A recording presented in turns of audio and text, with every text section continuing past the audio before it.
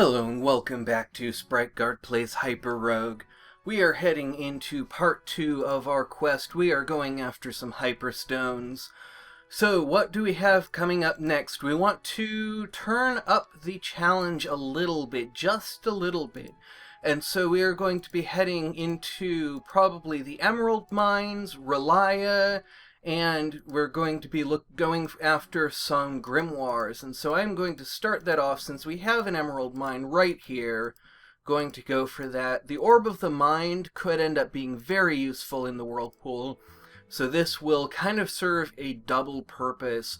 And we're going to, as I said, take things a little bit riskier now. And instead of kind of scraping along the edges, I want to dive right in and see if we can make our way through the emerald mines without cheesing it too much. Though one way that I do kind of want to cheese it at least a little bit is to see if we can head down following the right-hand rule and see if we can actually make some real progress by doing that. Just following a single wall along this way, we can always know that we can get back out by following it back around the other way.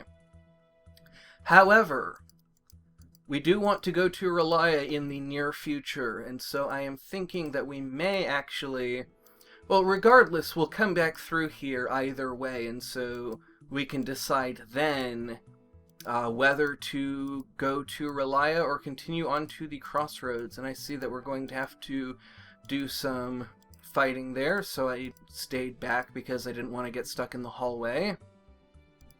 And we're just going to continue to follow along this wall for as long as we are able to. And eventually, hopefully, we will be able to follow it back. Though that is going to require us finding the emeralds that we need. And that is turning out to be trickier than I expected. So the wall above us is the one that we are following. We can grab those two. Keep an eye on the one that we're following. Got some pikemen coming up. The thing that can really spoil this, the biggest thing that can spoil this is the miners. And there's one right there. So we want to kind of take him over there, and that will probably unleash another pikeman on us. It's the wall beneath us that we want to continue to follow. And there is the last emerald that we need. So let us see if we can follow this wall back. And we're going to have to be a little bit careful to watch out for enemies, because you can get cornered in the emerald mines quite easily. It's pretty narrow, pretty windy passages. I know that there's some kind of geometric pattern that the emerald mines are based on. There's some kind of regularity. I don't totally understand it. I know it's related to the Vineyard, but I have not quite been able to wrap my head around what exactly is going on. It seems like we have these passages that all meet in these stars, and I don't have the greatest spatial sense. And so I think part of the reason that I do so well in this game, as well as I do in this game, is that I'm just used to not knowing where anything is, and so I don't... getting lost isn't so much of a problem. So it looks like I missed the entrance to Relia, which makes sense. I wasn't paying a huge amount of attention and is not that big of a deal, because we can just find another one. That is the constant refrain of HyperRogue, is there will be more. As I have said many, many times. We have Camelot available to us, but we're going to need dead orbs before we can make any real headway there, though I have thought about a way of doing it without dead orbs. And that may be something that we want to at least attempt today. Maybe what we should do is actually gather up dead orbs, have them in our possession, and then see if we can try to do it with either no dead orbs or fewer dead orbs, because currently it's taking me 60 or more, and I'm just not very efficient. And so I would really like to find a way that is maybe a little bit less wasteful, especially since I don't really want to spend that much time cleaning up dead orbs, and so I don't want it to be as costly as it is. And that is getting really crowded, and I'm starting to click a little fast. I need to slow down, back off, pay attention to what's around me. There are so many temples, I don't need to stay near any one particular temple. I don't need to go into any one particular temple. And the same goes for statues. We can pick up so many of them, and there we have all of the ones that we need. That will give us a little bit of a nice buffer between ourselves and some of those cultists. And now we can start going into the temple. And we will be looking for grimoires. And something we can actually do is keep track of what layer we're in, and then grab a big cluster of them. So that's 1, 2... I don't actually even want to pay that much attention, because you basically, what it is you bank up grimoires that you don't collect. And so there was some discussion in the speedrunning discussion, talking about speedrunning strategy, that you could just head down in a certain depth and then gather up a whole bunch whenever you see a cluster. It doesn't even really matter when you do it. And so, like, we have 5 here. Let's see how many more we can pick up before we stop. Okay, so we could pick up 6, so we're probably in layer 6 or thereabouts. So we can head deeper and deeper in and just pick up grimoires when we see an opportunity to do so. And we are going to have a little bit of trouble with these cultists, but we can get through here, and that will force them to line up, at the very least because of the heptagons. We also had the statues around. Okay, so we can't get that, so we have to go 1 layer deeper to grab the last grimoire. I believe it just has a counter of what depth you're at, and if the depth is greater than the number of grimoires in your possession, then you can pick one up, and if it's less, then you cannot pick them up. So it's a very simple, effective way of creating this really neat kind of interaction that we have to keep going deeper and deeper in. And I like that there are a lot of lands that force you to do that and have really different sorts of things in them. The Caribbean, you're doing something completely different from what you're doing in the temple. But they're both based on making your way inward toward the center. And we have all of the statues that we need, and so we are just trying to find our way out of here.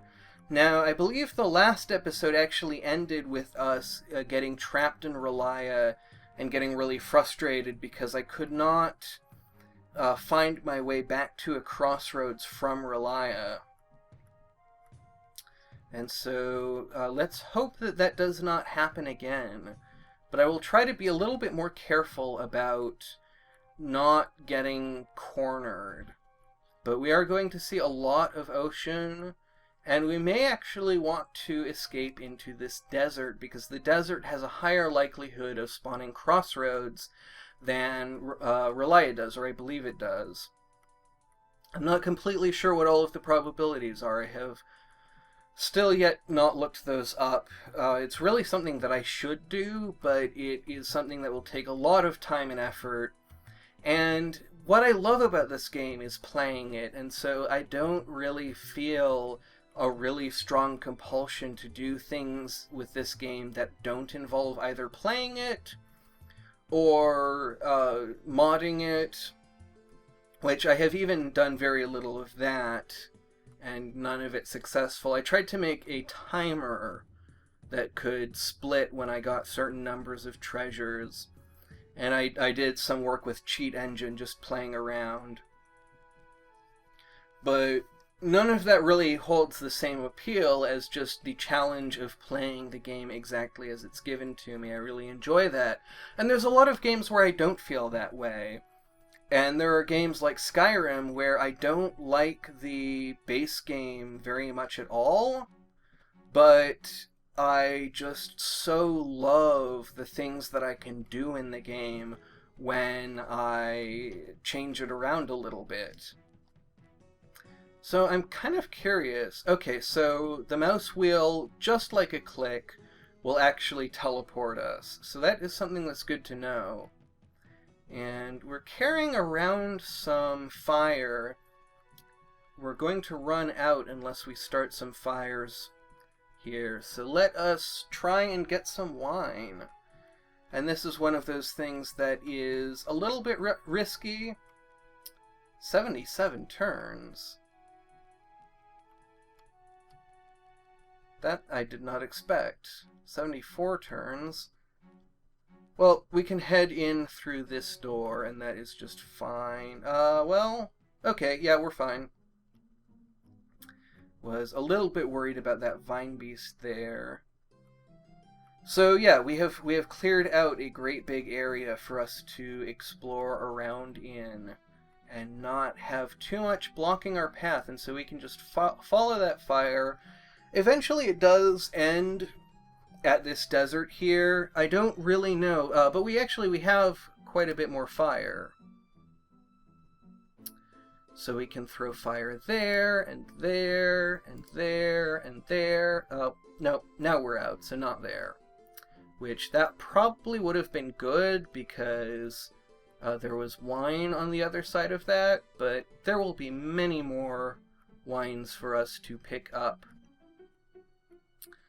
And let's see, that is going to put us at 5, and we can start following this one down.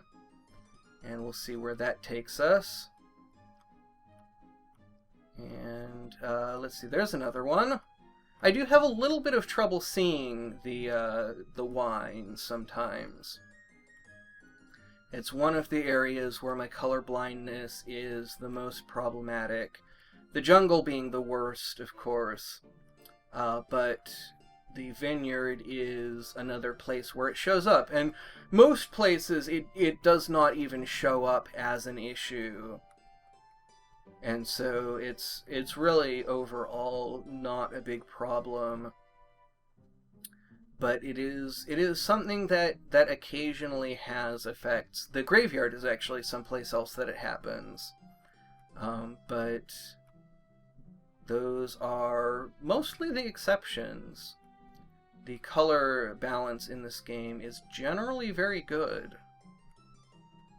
And I am kind of getting swarmed by these vine beasts in a way that is not making it easy to progress. So we may want to follow our fire trail back now. And what we're going to try and do is, of course, see if we missed any wine along the way. We only need 2 more. And so we may actually have an opportunity like this, where we can, let's see, we can't actually pick that up. That's actually too risky, because we had that vine beast coming after us. So hell is actually someplace that we need to get into. And there's 2 wines for us to pick up quite easily. And there's a greater demon, unfortunately, that is going to block off our progress into hell. And so once again, we're kind of going to go back to following our fire trail and trying to get back to where we started. And it's going to be a lot of obstacles along the way just because we killed so many vine beasts. And it will be kind of an interesting test to see if I remember. Of course, that's very obvious where I've been. But, like now, it's not really clear. The only clue that we have of which way to go is that we can see fires that are still burning. and those will tell us where we would be, we have not gone before.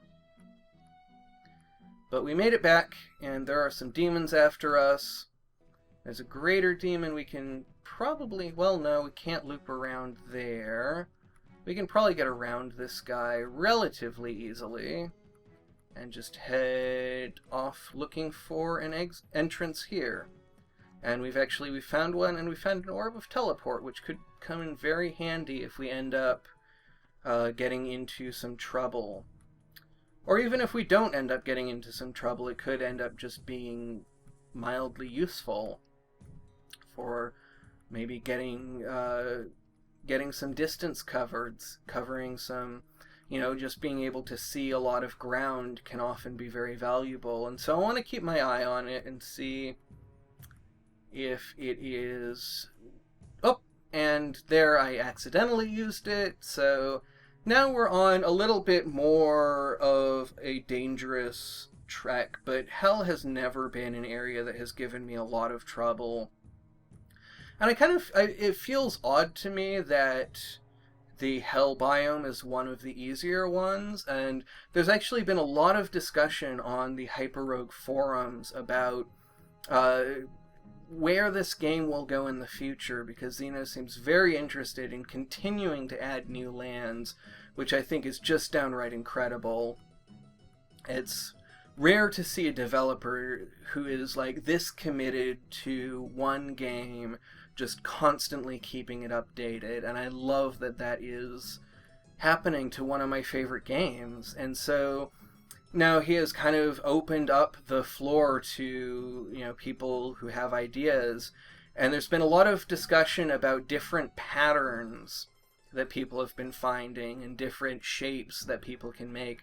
And I think that having a more difficult area in hell is one thing that we could have. It could be like the temples and be kind of an area within an area, or it could be some new hazard in hell, like adding floor segments that break away, like not like the Land of Eternal Motion, but just having individual floor segments that break away or burst into flame, or, I don't know, turn into sulfur. There's, I guess, a lot of different ways that you could make hell more dangerous. You could, you know, I'm thinking about, like, Spelunky has a very dangerous hell area, mostly with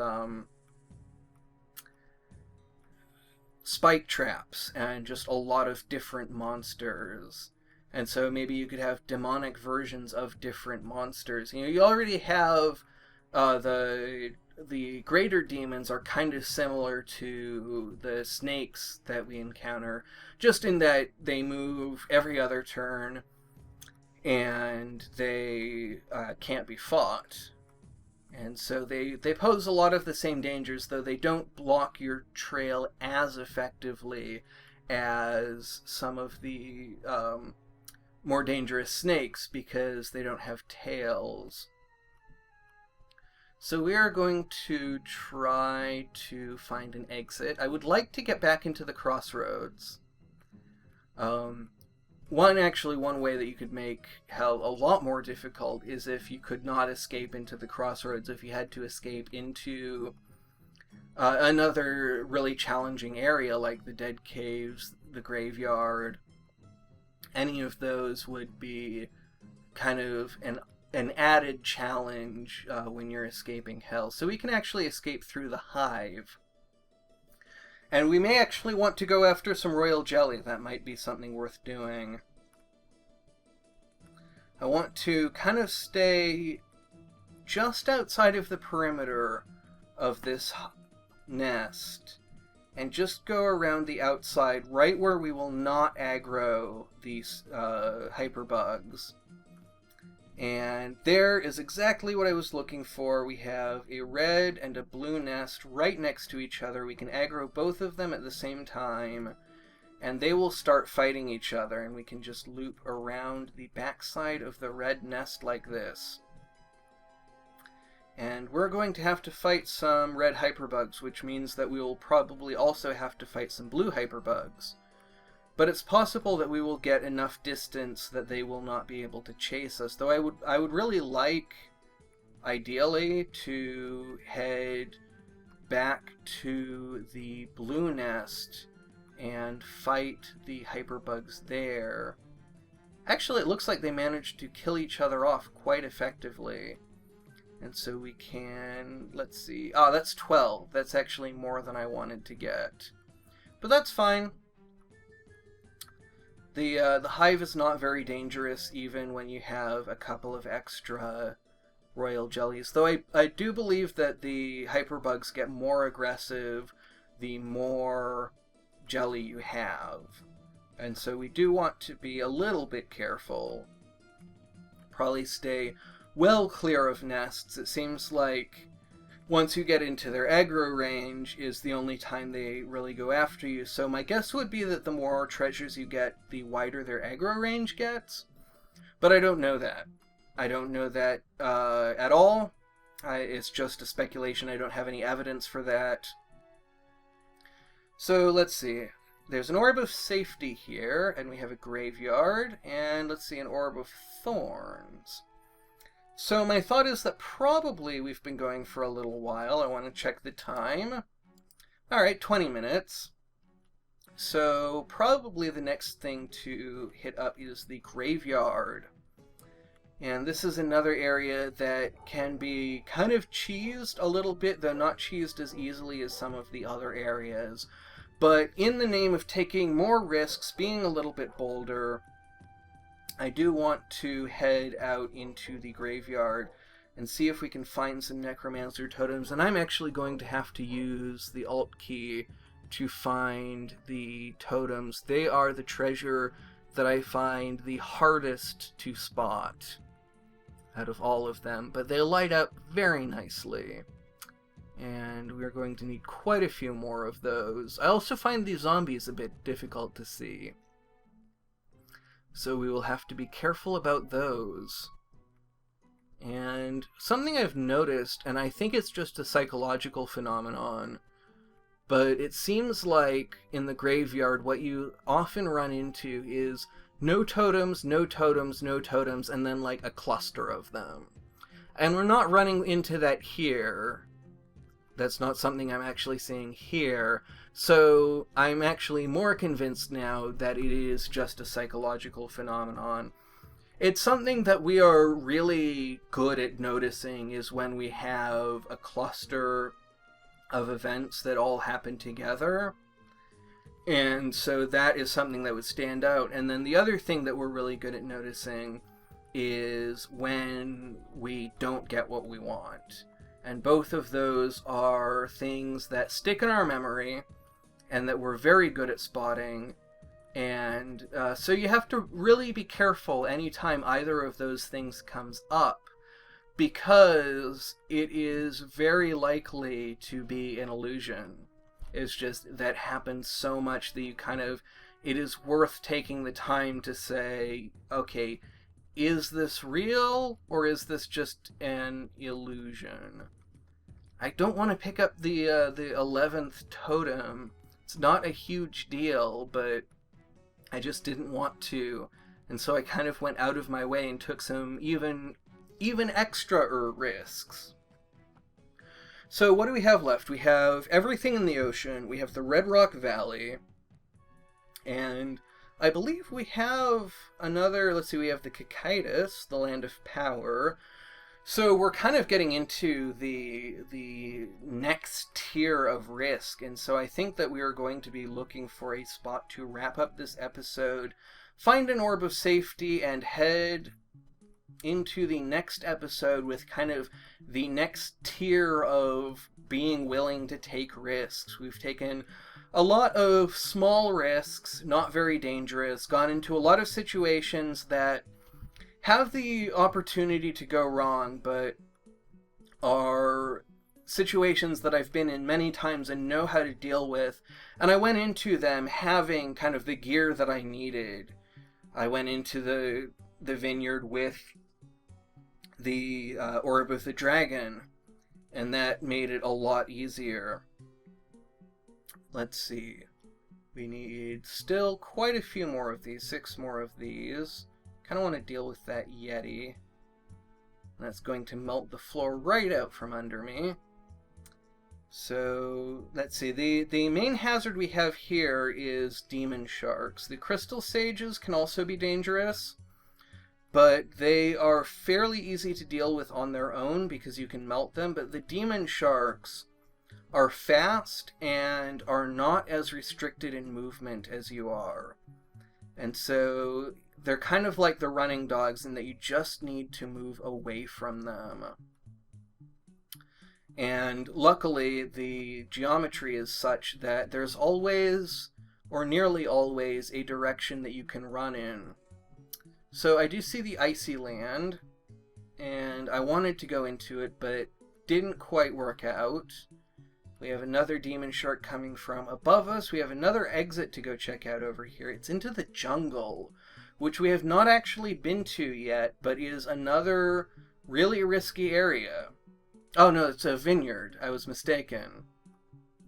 So the vineyard, again, pretty risky, and in this case, a risk that we don't need to take. And so I am inclined not to take it, and we are getting really in some trouble now. And I'm thinking that the thing probably to do is sort of, I don't know, because we have that demon shark that we have to be running away from. That's really trouble. So we are hoping for an exit. It looks like we're gaining ground on the demon shark, if not on anything else, and so we can actually do a little bit of combat along the way. And I want to scan the horizon for any new threats. We have another demon shark coming after us. Looks like 2 more. Want to loop around here. Kill that. That will actually probably slow things down even more.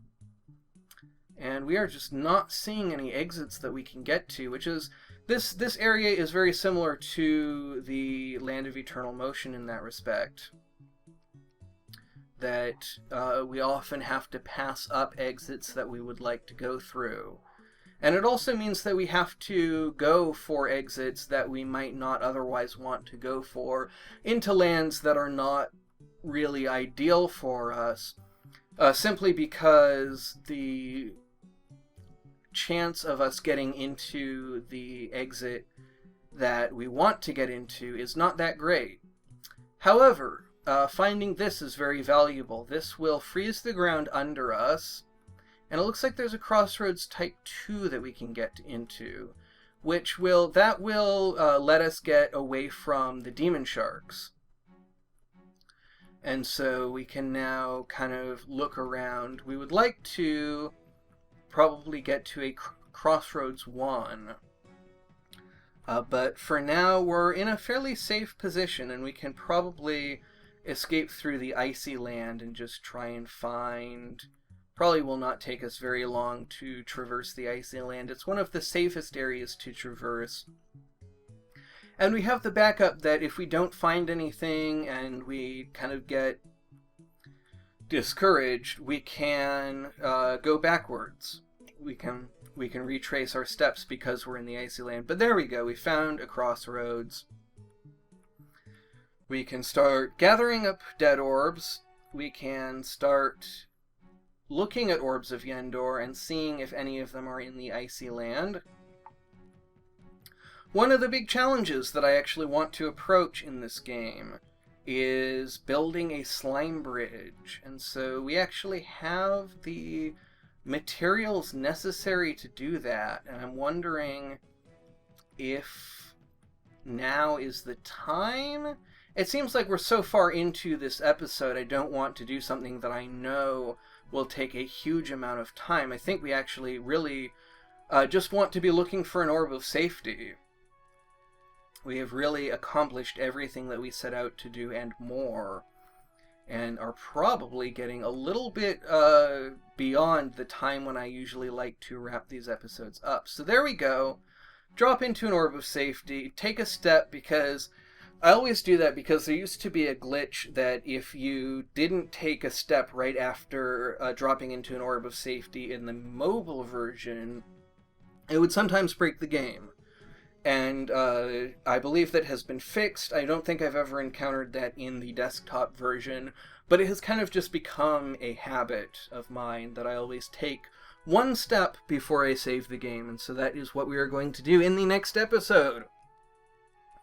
We have the jungle and the dead caves to tackle, the land of power, and I'm trying to think if there's anything else for us to take on of that similar tier of risk. Because after that we are going to go into the ocean. So that is probably going to wrap up this risk tier. We're going to be taking on some bigger challenges in the next episode. I hope that you will join me, but most of all, thank you very much for watching, and have a great rest of your day.